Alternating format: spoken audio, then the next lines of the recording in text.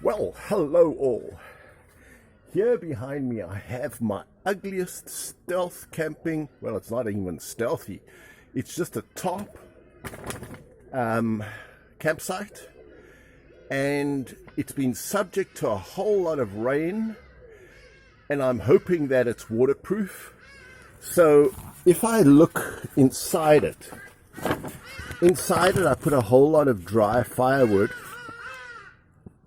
and it still looks very dry, so I left this in the pouring rain to see if it would stay dry before I use it for stealth camping.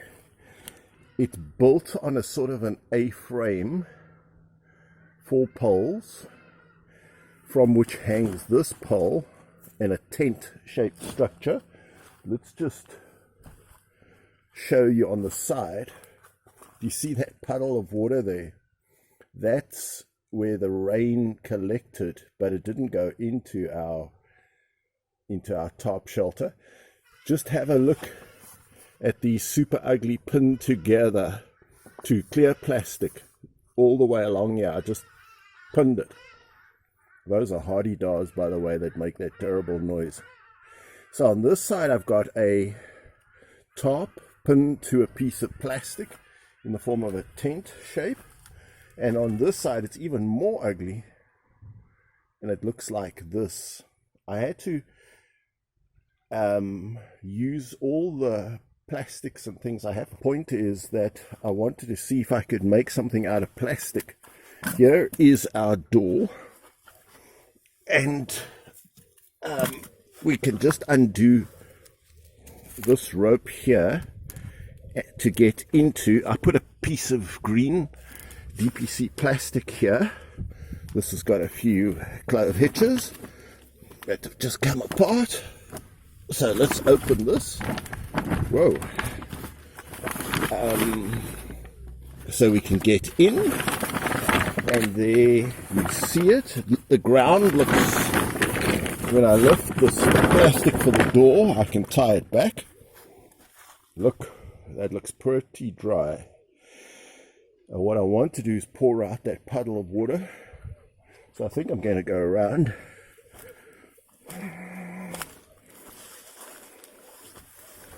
and just see how I can pour out this huge puddle of water. I'm going to pull, or stand on it or something, and then see if I can just lift this.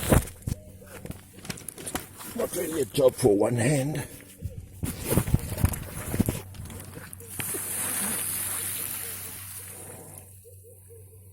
So now we've let the water out here.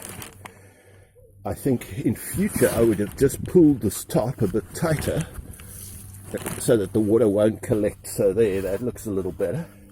Here water is collected too. We let that out. Going around the back of our site, there's a little puddle here, but yeah, looks pretty good. It looks waterproof. That's the main function of this shelter, is to have kept our firewood, and therefore it's going to keep me dry tonight. So, ugliest tarp campsite. Here I've got my Dakota fire hole. I'm going to just put the camera on a tripod, and we're going to tell if our firewood stay dry. So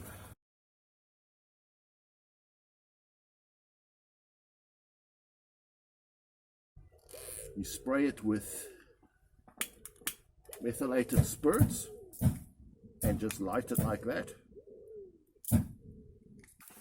Here is we've got some potatoes that I must peel. And we've got our chicken in some oil. So that's gonna be great.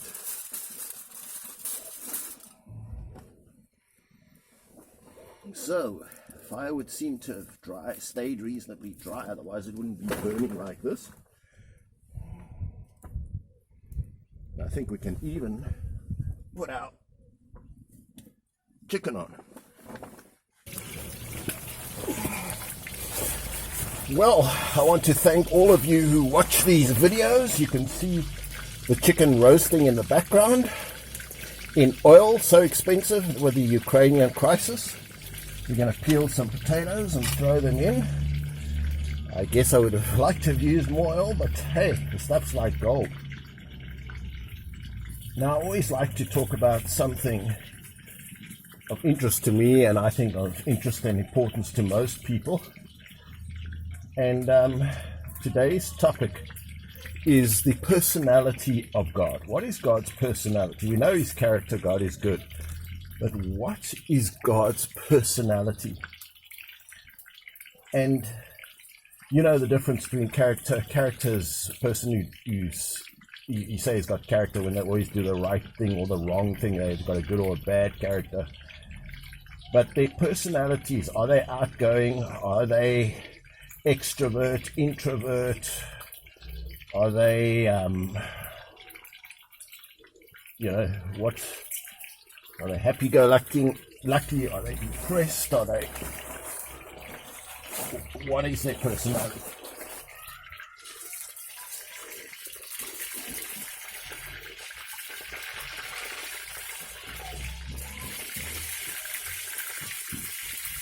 Alright, those chicken pieces are doing nicely. It's quite warm. And I'm pretty sure that some people, let's get some wine, will even consider what I have to say a little bit offensive. How can you talk about the personality of God?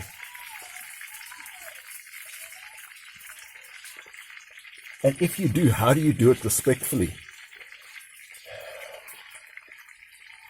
Well, I said in one of my previous videos that I've never wanted to be me. Be yourself has never been my idea of a good idea. I've always wanted to be something different. And in a previous video, I said, well, let's try and be like Christ. So I didn't actually think about it when I said that. What is the personality of Christ? Now, if you read the Bible, you will find the personality of people. Extrovert, introvert, loner, gregarious. The personality of people is almost never mentioned, as is their looks. Totally unimportant to God. Their looks, their personality, all the things that we value on, Twitter, and all these other platforms, that is so important. How popular, the things that make you so popular. You don't get judged and given eternal life on your ability, because God can give you ability where you don't have it. You don't get judged on your personality. I mean, you don't find a single person in the faith book, Hebrews 11, who gets judged on their personality. It doesn't say Samson had a great personality, therefore God loved him. Or David had a great personality. David did have a great personality. Like Saul was an introvert. David liked people a lot. He liked sheep too. And he had a lot of wives. He liked women. And David was very arty. And he was also a warrior. He was brave. He was... So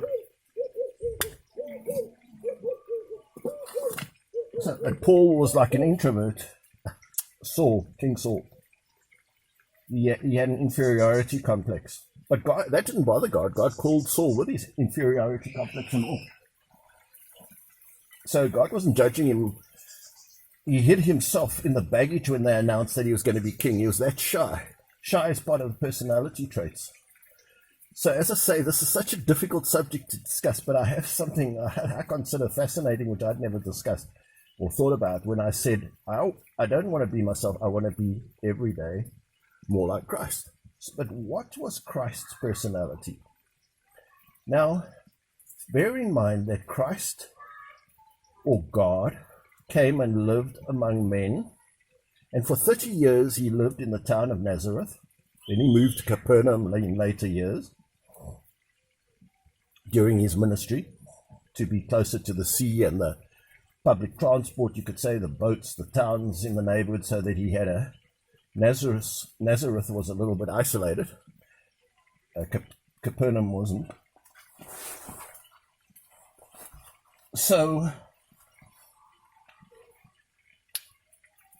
do you know that when Christ started his ministry and he went to Nazareth, the people of Nazareth didn't know Christ. Christ had such a low-key personality. They just said, isn't he the carpenter? Meaning Christ was like a contractor. Carpenters were contractors. They did everything in the house. They built houses and a bit of furniture, but roofs and everything else. They were like today's contractors. They just said, kind of despisingly, isn't he a contractor? And aren't his brothers and sisters and his mother, don't they live among us? So Christ had made, in that small town, in that area, God, who'd lived among them for 30 years, had made so little impression on them that they barely knew him. And the little they did know about him is they despised. Now, when the Bible, Old Testament, was written, there's so many prophecies that talk about when Christ would come to live among people. And one of the most famous ones is Isaiah 53. And Isaiah 53 tells you what Christ's personality would be like. It says in Isaiah 53 verse 2, "For he shall grow up before him as a tender plant and as a root out of a dry ground." So it's like an insignificant little plant. He has no form or comeliness. And when we shall see him, there's no beauty that we should desire him. Now think about it. I know we've read over these things, but Christ, when you saw Christ, you didn't notice him. In fact, they had to pay Judas big sum of money, 30 pieces of silver. That's the equivalent of a plot of land, just to identify Christ, to point him out. Christ was that insignificant, and that looked so much like anybody else, and like such a common man. In fact, he wasn't like a rock star. He didn't have rock star beauty. Now think about that. God who came in the flesh. There was nothing stopping him from being the most beautiful, tall, good-looking, whatever person. He could have come in any form he wanted to. And yet Christ comes as the most ordinary, almost too ordinary, so ordinary that you just said he's not even attractive. So think about that. Christ's beauty was so low-key that he was barely known in his suburb of Nazareth, where he'd lived for, not 30 years, because he first was born in Bethlehem, then he went to Egypt, and then he came and lived in Nazareth for most of his 30 years, but he was still there for long enough in that small little town that if he'd made any impact, people should have known and recognized him. And yet God, who lived among men, was so low-key that people, and he was so unnoticeable almost, that people just barely, he had no attractiveness. God decided to come in the form of a very unattractive, not unattractive, but just very ordinary. Isaiah 53:3, "He is despised and rejected of men." Even his town of Galilee, of Nazareth in Galilee, his townsfolk rejected him. They said, "Who's this guy?" When he first started his ministry. "A man of sorrows and acquainted with grief. And we had, as it were, our faces, we hid our faces from him. He was despised, and we esteemed him not." His own townfolk, and most of you could say, the top people didn't esteem or think much of Christ at all. Especially the Pharisees and all the religious leaders. They thought nothing of it. I mean, this was a guy born of an insignificant girl who would have been considered illegitimate because he was born out of wedlock. He had no father. He came from Egypt and moved and settled in Nazareth. And he was despised even by his folks. And when he moved to Capernaum during his ministry, the people of Capernaum, he said he could do no miracles there because the people despised him there. They didn't have faith or trust or seeing him. A person who lived among them for 3 years of his ministry, they despised him. That's why Christ said, woe to you, Capernaum. Then it says, surely he has borne our griefs and carried our sorrows, yet we did esteem him stricken, smitten of God, and afflicted. People thought of Christ when they saw him being crucified. They thought of him as cursed of God.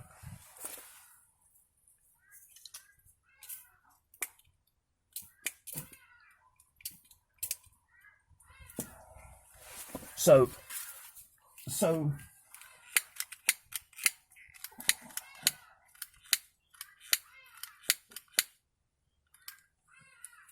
the people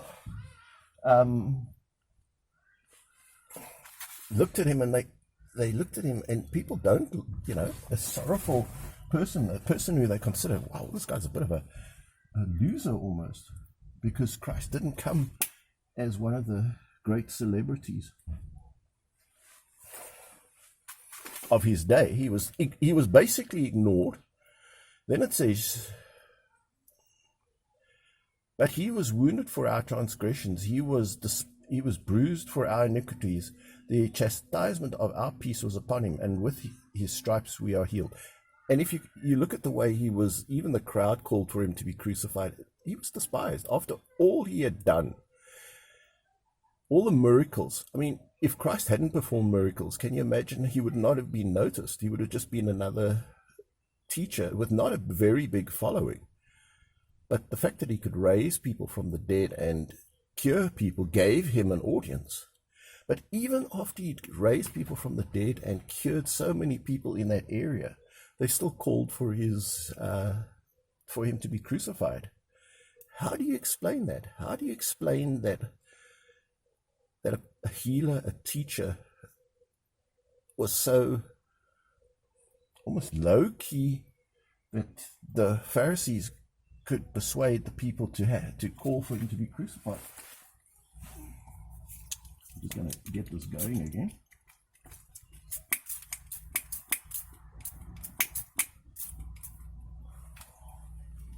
It's just like this.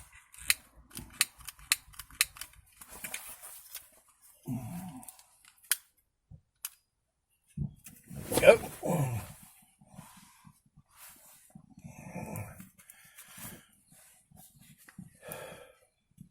Christ, it seemed, had a fairly low-key personality, because when he was in a wedding feast at Cana and they ran out of wine, it took his mother to persuade him to come to the public notice by performing a miracle.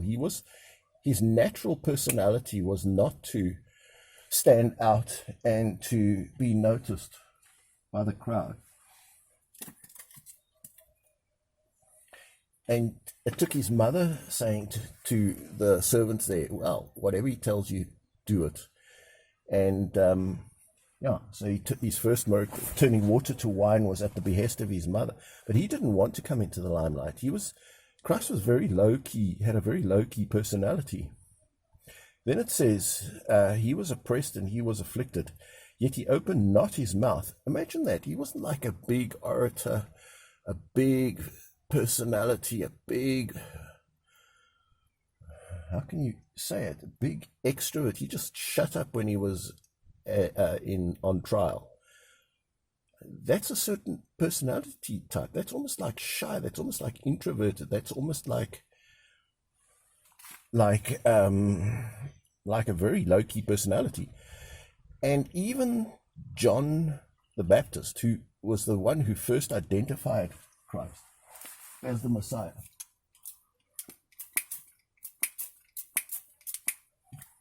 I guess I let this go out.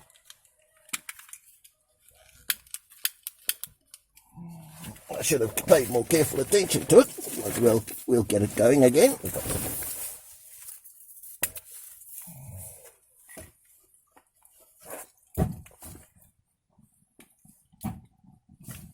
We'll get these sticks going again.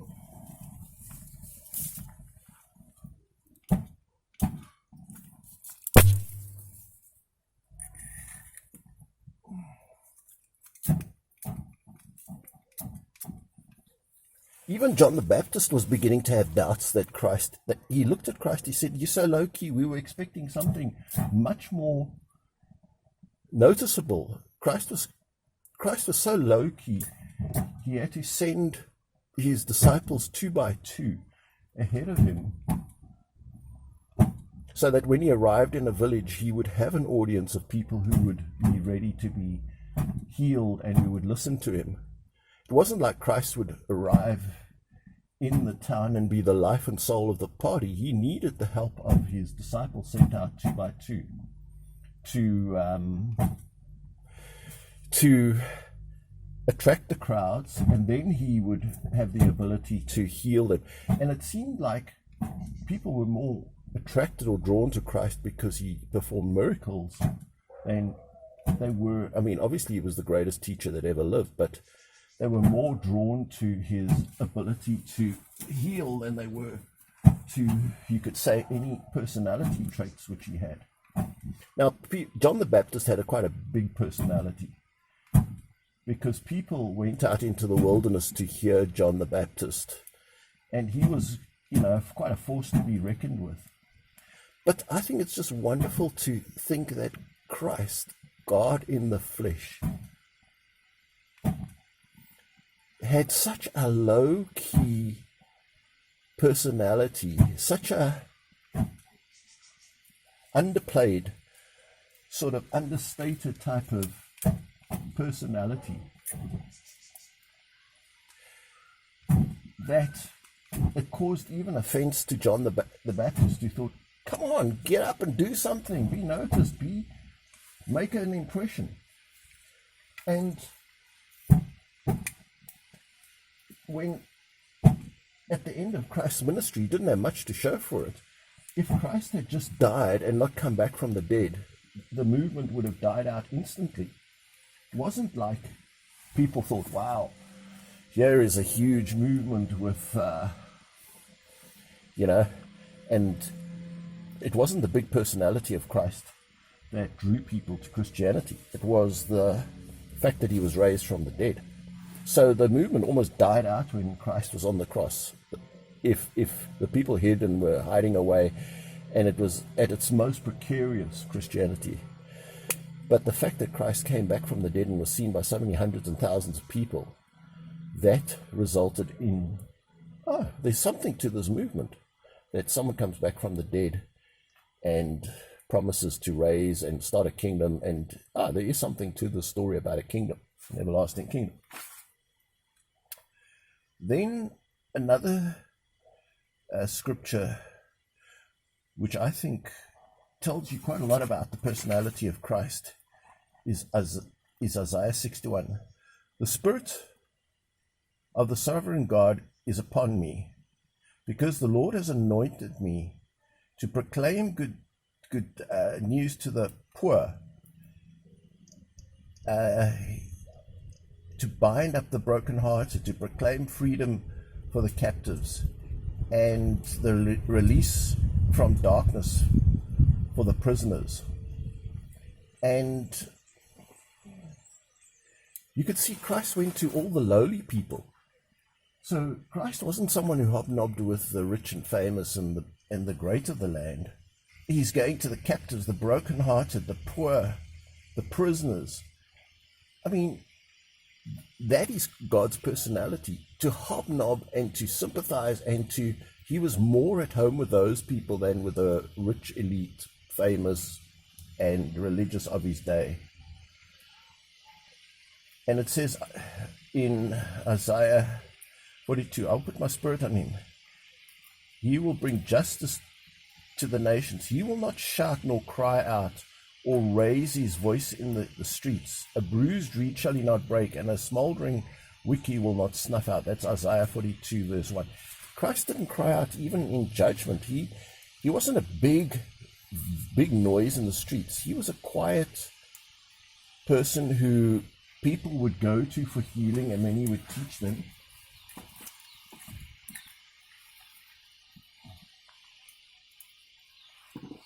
But certainly they didn't go because of his oratory. They didn't go like the Greeks would go to listen to a great orator.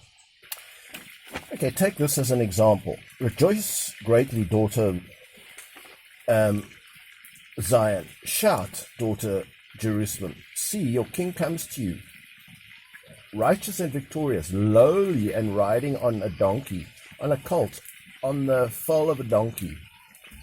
That is Zechariah, I think chapter 9, verse 9, something like that. So that was fulfilled when Christ made his final triumphal entrance into Jerusalem. And that was that riding on a donkey as opposed to on a horse, and doing it so meekly on a sort of a young donkey, a foal of a donkey. I mean, you couldn't get anything, I suppose, that almost typifies how Christ was, how the opposite of majestic. A king would have come on a chariot with horses, whole entourage. Here Christ comes on a donkey, a young donkey, a baby, youngish donkey. And the people, they're expecting to come and check out the Romans, and they're saying, save us, and they mean from the Romans. And they're putting down the branches on the streets, and they're praising him, and they entrance. They are thinking this could be the Messiah, but they are expecting a completely different personality from their Messiah. They want a Messiah who's going to rise up and a huge, raise an army, shout and talk big and check out the Romans. And what does he do? He just comes and dies in a few days. And I mean, this is just so the opposite of what the people were expecting. And so the opposite of, I mean, you expect great people to be like the rock stars of today, the superstars of today.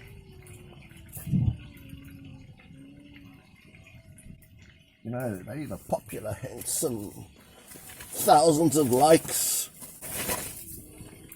seen everywhere, toasted by kings and princes. And yet Christ was exactly the opposite of that.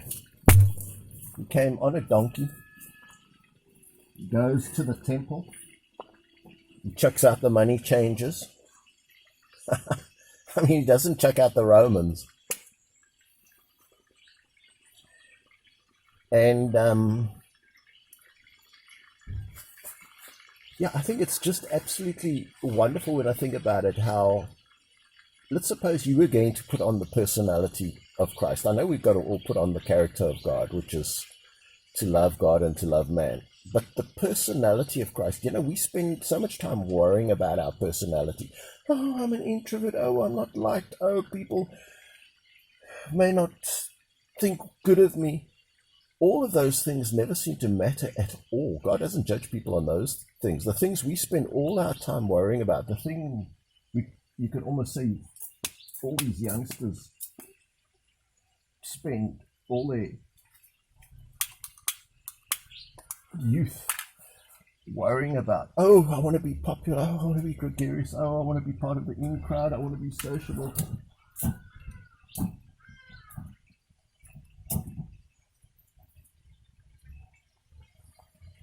All those things are just really actually so unimportant to God.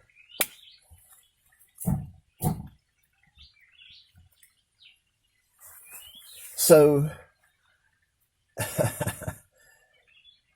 God is so low-key. When I think of how God the Father says to Christ, sit on my right hand till I make your enemies your footstool. You know, Satan was a big show-off, a big personality and a big show-off. And I think he almost despised the low-key. God is meek. Christ was very meek and very humble. To be born in a manger, to be hosted and sung to by shepherds of a poor, you know, nobody girl, Mary and Joseph.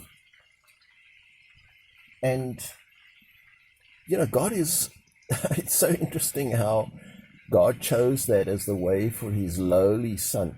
And God says he exalts the meek. And Christ was the meekest person who ever lived. God was so meek. When you look at the life of Christ, if you look at him without his miracles, Christ would have just disappeared, come into the world and disappeared into obscurity. No one would have even noticed him from his personality or his personality. It wasn't his personality or his oratory. Maybe his sayings were wonderful. Obviously, the Bible is wonderful, and the sayings of Christ are the lasting. His word is very important. But that wouldn't have made it into eternity if it wasn't for Christ's miracles and the fact that he was raised from the dead. So the power of God is what caused Christ to be remembered, not his personality. The power of God in performing miracles and raising him from the dead. God got the glory in the end. And Christ at his right hand, God says, sit there till I make your enemies your footstools. That is such a humble thing. Christ is not going about as a mighty king, smiting all his enemies. He's allowing God is going to be the one who raises him up. And at the name of Christ, every knee is going to bow.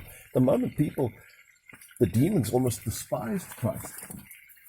I'm sure Satan thought, boy, this humility, this kind of humbleness is just so anathema to Satan. It's just so much the opposite of what he is. He's glorious, he's a big singer, he's probably got a big personality or whatever. But Christ was lowly, meek, quiet, downplayed, almost solitary often. And what I find so interesting is that Christ lived for 30 years in Nazareth, and there was not one friend that he had in his ministry. He didn't, in that 30 years that he lived as in a youth, have all these childhood friends come and become his apostles and his disciples when he started his ministry. He started completely afresh. It's like Christ knew nobody from Nazareth. There was nobody from his youth that he carried into his future ministry. So you can see that Christ would have been considered a person who almost had no attachments from the first 30 years of his life. I mean, isn't that an interesting thing that Christ had no friends mentioned from the early part of his life? I think it's interesting. I think it's fascinating. It shows a person who was almost solitary.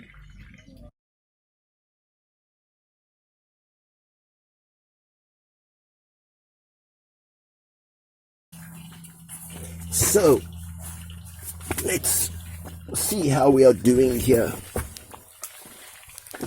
That's our chicken is looking pretty good here.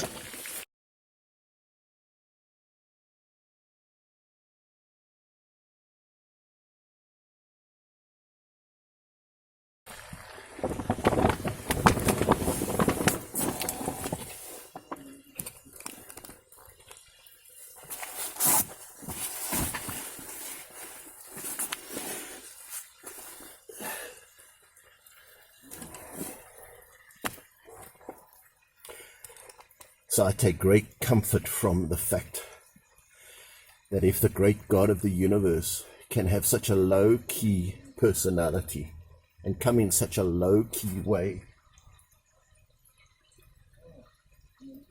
to the world and show that personality is not the important thing, obedience, love of God, loyalty to God, those things are so much more important than the things that the world values. Personality, extroversion, you're so entertaining, you're such a good speaker.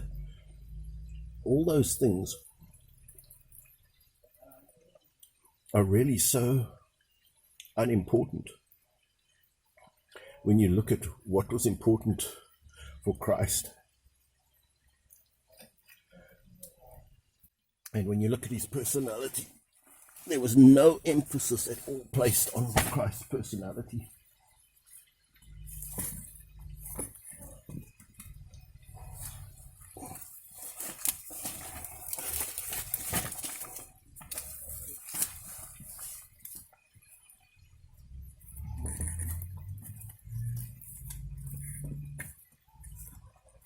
So the thing I take such comfort from is it actually, your personality is fairly irrelevant. You've got forever as an eternal citizen to work on your personality. You can be an extrovert, you can be an introvert, you can be entertaining, you could be boring. It doesn't matter. That's not going to be what gives you eternal life or not. That's not what attracts you to God or makes you attracted to God.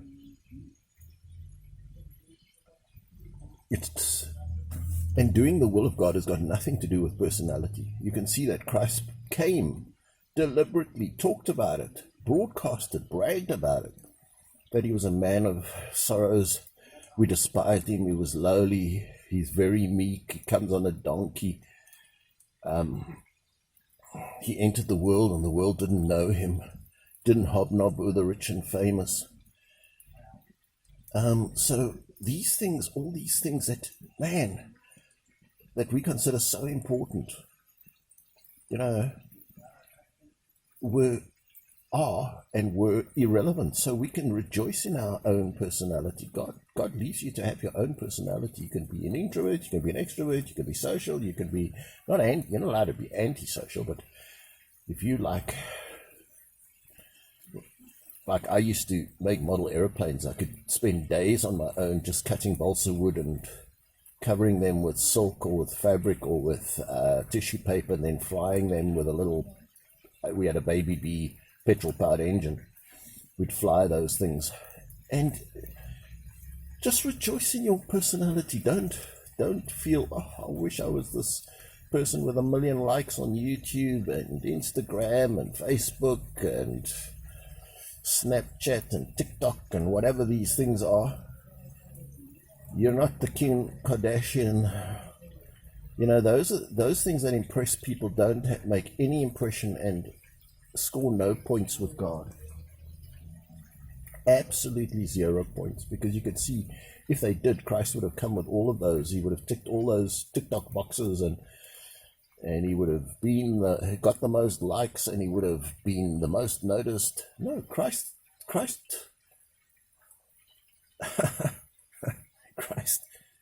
There were occasions when there were a few thousand people would come to him and he did build up a huge following of people who would come on the seashore. But that didn't happen that often. That was an occasion where he'd feed the 6,000 or the whatever from the loaves and the fishes, and mostly he was just going from town to town and speaking to a few people or a small crowd or whatever. It would have all died out without the power of God to cause the Christian movement. The Christian movement wasn't based on Christ's personality at all. And it's all the things we worry about, our personality, things that of our youth as a child or as a teenager. Oh, will people like me? Will I be popular? Why can't I be more funny? Why can't I be more beautiful? Why can't I be more popular? Why can't I have a bigger circle of friends? All those things are totally irrelevant to God. They don't score you any points in the eternal life story or as an eternal citizen. So our world is so screwed up as far as what it values. It values things like being rich, being good looking, being famous, I don't know, being a good singer, maybe being a good, who do we value? We value singers, rich people, generally rich because they've cheated their way, the businessmen, politicians, and famous movie stars. I mean, can you think of people who God would regard, and no apology to all the movie stars, less than movie stars?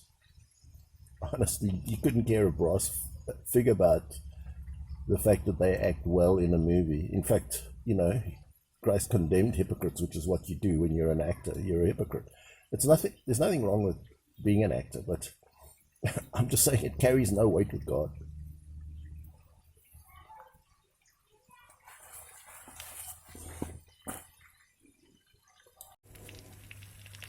All looks pretty nicely done. Now, last thing it needs now is some salt and pepper.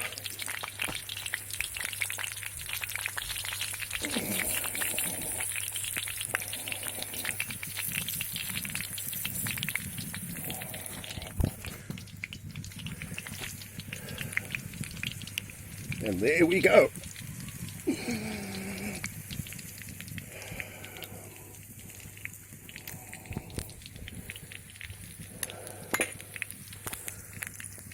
Well, there it is plated up. Looks okay. We'll see in a moment.